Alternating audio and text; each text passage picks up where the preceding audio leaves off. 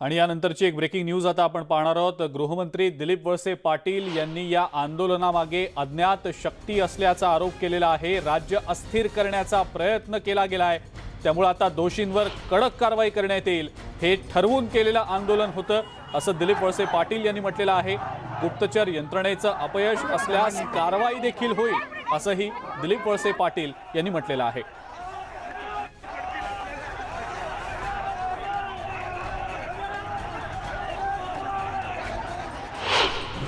नाही, याच्या पाठीमागं असं आहे की एस.टी. कामगारांच्या प्रश्नाच्या आडून किंवा दुसऱ्या काही प्रश्नांच्या आडून आता अशा प्रकारे एक प्रकारची अस्वस्थता राज्यामध्ये निर्माण करण्याचा प्रयत्न काही राजकीय पक्ष, काही शक्ती करत आहेत। आणि त्याच प्रयत्नाचा एक भाग म्हणून आमचे सर्वोच्च नेते आदरणीय पवार साहेबांच्या घरावर आज अशा प्रकारची घटना घडवण्यामध्ये काही ज्या अज्ञात शक्ती आहेत त्या अज्ञात शक्तींचा याच्यामध्ये हात असू शकतो आणि त्याचा आम्ही जरूर तपास करू।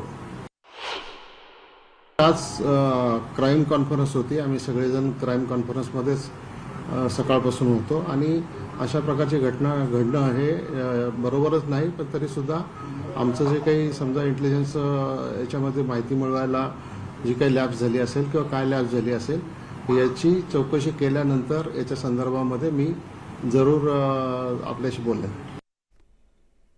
एसटी कर्मचाऱ्यांच्या आंदोलनाआडून राज्यात अस्थिरता निर्माण करण्याचा, अस्वस्थता निर्माण करण्याचा हा सगळा प्रयत्न आहे असं गृहमंत्र्यांनी म्हटलेलं आहे। याच सगळ्या संदर्भातली अधिक माहिती आपण जाणून घेणार आहोत। उदय जाधव आपले प्रतिनिधी आपल्या सोबत आहेत सध्या। उदय, आता पोलिसांनी तिथली परिस्थिती वेळीच नियंत्रणात आणली, त्यामुळे जो तणाव होता वाढलेला तो आता निवळताना दिसतो आहे। मात्र दुसरीकडे गृहमंत्र्यांनी काही महत्त्वाची वक्तव्य केलेली आहेत, काही आरोप केलेले आहेत। उदय, या सगळ्याबद्दल सविस्तर काय सांगता येईल? सर्वप्रथम मुंबई पोलिसांनी वेळीच ही परिस्थिती आटोक्यात किंवा नियंत्रणात आणली असं आपल्याला म्हणता येणार नाही। राष्ट्रवादी काँग्रेसचे अध्यक्ष शरद पवार हे राष्ट्रीय नेते आहेत, त्यांचे राहतघर जे निवासस्थान आहे सिल्वर ओक इथे 24 तास सुरक्षा रक्षक जे आहेत ते तैनात असतात। मात्र आज शरद पवार यांच्या निवासस्थानाच्या दरवाजापर्यंत हे हिंसक आणि आक्रमक आंदोलन पोहोचलेच कसे? कारण सिल्वर ओक हे निवासस्थान टेकडीवरती आहे, तिथून जो मुख्य रस्ता आहे तिथे जवळपास 250 मीटर एवढं अंतर आहे आणि त्या अंतरापर्यंत मुख्य रस्ता आहे। तिथे सर्वात प्रथम बॅरिगेटिंग लावण्यात आलं होतं, तिथे पोलिसांनी त्यांना अडवलं देखील। मात्र ते बॅरिगेटिंग तोडून जेव्हा सगळे कार्यकर्ते जे हिंसक झाले, आक्रमक झाले, ते सगळे वरती 250 मीटर चालून वरती सिल्वर ओक या बंगल्याच्या दरवाजापर्यंत पोहोचले। तोपर्यंत पोलीस नेमकं काय करतो आपण जरा मागे पाहू शकतो। घोषणाबाजी पुन्हा एकदा सुरू झालेली आहेत। राष्ट्रवादी काँग्रेसचे काही कार्यकर्ते जे आहेत ते आक्रमक होऊन पुन्हा इथे आलेले आहेत। नेमकं त्यांना काय म्हणतात आपण बोलू शकतो। तरुण कार्यकर्ते आहेत राष्ट्रवादी काँग्रेसचे, ते इथे आंदोलन करताना पाहायला मिळत आहेत, निदर्शनं करतात। नंतर त्यांना काय म्हणायचं आहे आपण थेट त्यांच्याकडनं जाणून घेऊ।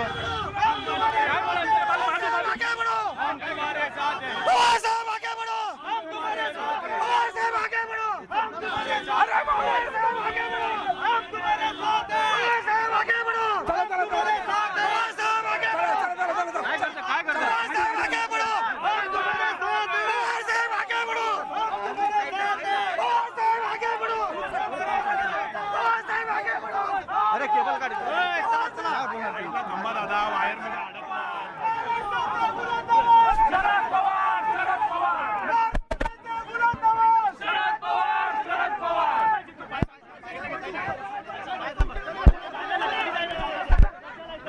कार्यकर्ते देखील आता आक्रमक होत घोषणाबाजी करतायत।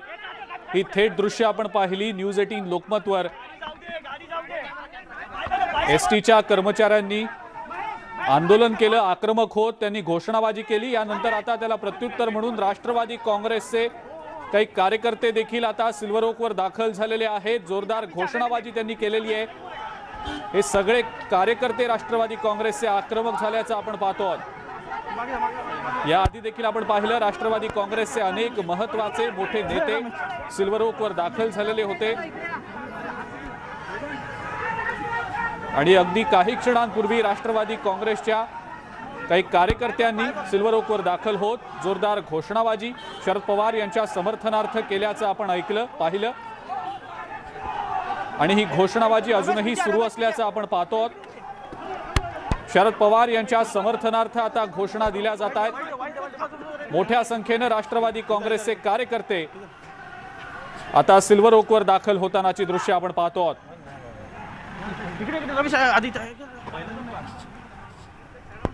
राष्ट्रवादी काँग्रेसच्या कार्यकर्त्यांनी आता सिल्वर ओकवर मोठ्या संख्येने दाखल होत जोरदार घोषणाबाजी केल्याचं आपण पाहिलं.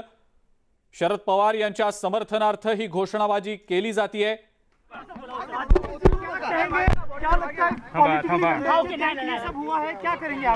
हा हल्ला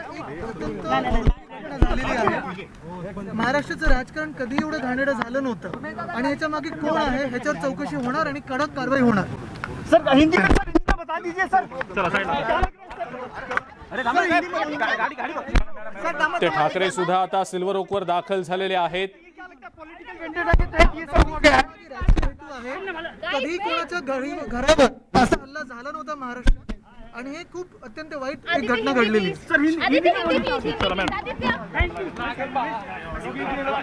याआधी कधीही अशा प्रकारे कोणाच्याही घरावर असा हल्ला झालेला नव्हता असं आदित्य ठाकरे म्हणतायत.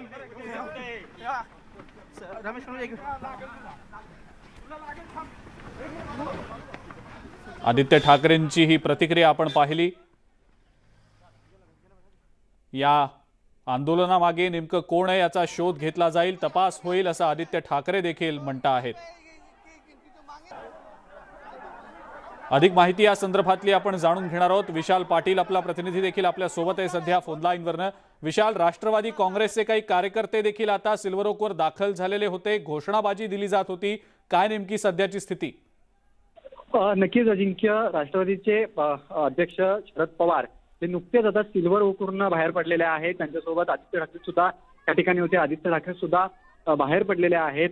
शरद पवारांनी या सगळ्या प्रकाराबाबत कोणतीही प्रतिक्रिया जी आहे ती दिलेली नाहीये. मात्र आदित्य ठाकरेंनी याच्या बाबतीत कोण दोषी असतील त्यांच्यावरती कठोर कारवाई केली जाईल अशा पद्धतीची प्रतिक्रिया जी आहे ती दिलेली आहे. मात्र हा सगळा प्रकार जर आपण पाहायला गेला तर कुठेतरी एसटी कर्मचाऱ्यांचा जो उद्रेक होता तो थेट सिल्वर ओकवरती आला आणि ज्या पद्धतीनं आक्रमकपणा एसटी कर्मचाऱ्यांनी या ठिकाणी दाखवला होता त्या दृष्टीनं कायदा सुव्यवस्थेचा प्रश्न जो आहे हा निर्माण झाला होता.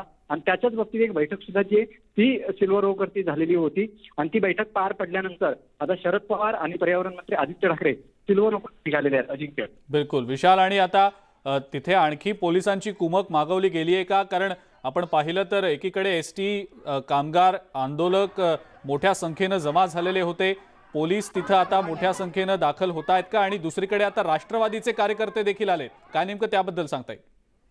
नक्कीच अजिंक्य, राष्ट्रवादीचे कार्यकर्ते सुद्धा त्याच पद्धतीनं आक्रमक झालेले आपल्याला सिल्वर ओकच्या बाहेर पाहायला मिळाले होते.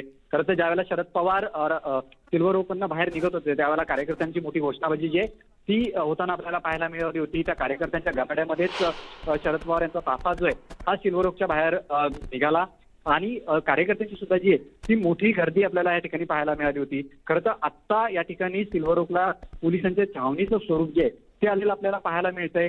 ज्या पद्धतीनं एसटी कर्मचारी अचानकपणे सिल्वर ओकवरती आले त्यानंतर फक्त सिल्वर ओकवरती सुप्रिया सुळे, त्यांचे कुटुंबीय आणि शरद पवार हे जे आहेत हे फक्त बंगल्यावरचे होते. अचानकपणे हे एसटी कर्मचारी त्या ठिकाणी आले. त्यानंतर पोलीस त्यांची सुद्धा पळापळ धावपळ जी आहे ती या ठिकाणी झालेली आपल्याला पाहायला मिळाली होती. आणि आता मोठ्या प्रमाणात पोलिसांची संख्या सुद्धा जी आहे ती सिल्वर ओकवरती या ठिकाणी पाहायला मिळते.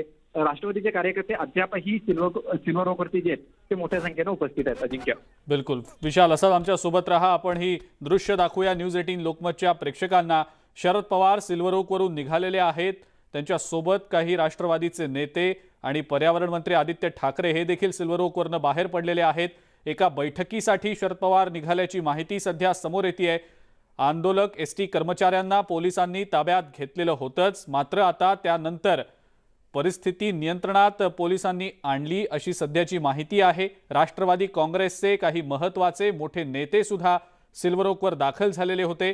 मात्र काही क्षणांपूर्वीची ही अपडेट आपण जर पाहिली तर शरद पवार हे सिल्वर ओकवरून निघालेले आहेत, बैठकीसाठी ते बाहेर पडलेले आहेत. आणि आता राष्ट्रवादी काँग्रेसचे कार्यकर्ते देखील मोठ्या संख्येनं शरद पवार यांच्या सिल्वर ओक या निवासस्थानाबाहेर उभे आहेत आणि पवारांच्या समर्थनार्थ घोषणाबाजी देखील सुरू आहे.